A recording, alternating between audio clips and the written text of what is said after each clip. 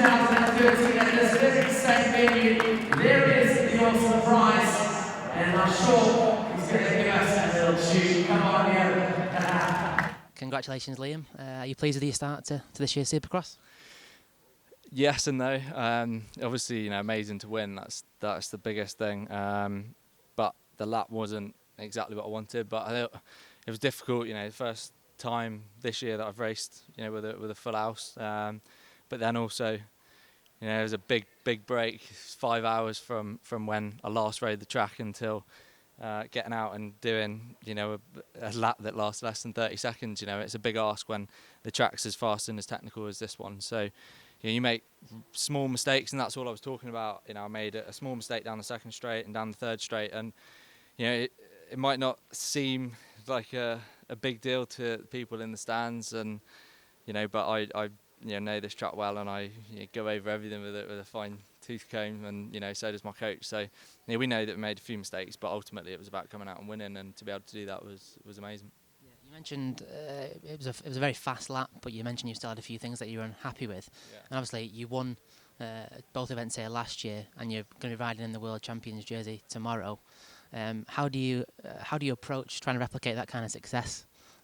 I think that obviously tomorrow is different, but it is a bit easier in the sense that you get to do your warm up and your practice on the track, and then you get to go out and you go through the motos and the quarters, and and you get to get into the racing. Whereas when you have such a big break and then you go straight out and have to do a flat out lap, it's difficult to put everything together and it'd be perfect. Even last year at the World Cup, the format was different, and you got to do a time trial, and then about 40 minutes later I did my second lap, and my second lap was considerably better than the first, just due to the fact that you've been on your bike and you've got a feel for it. So it's it's positive. It's great to be able to get up and win. That's I think that I sound a little bit ungrateful and a little bit negative, but I'm certainly not. I'm really happy to win.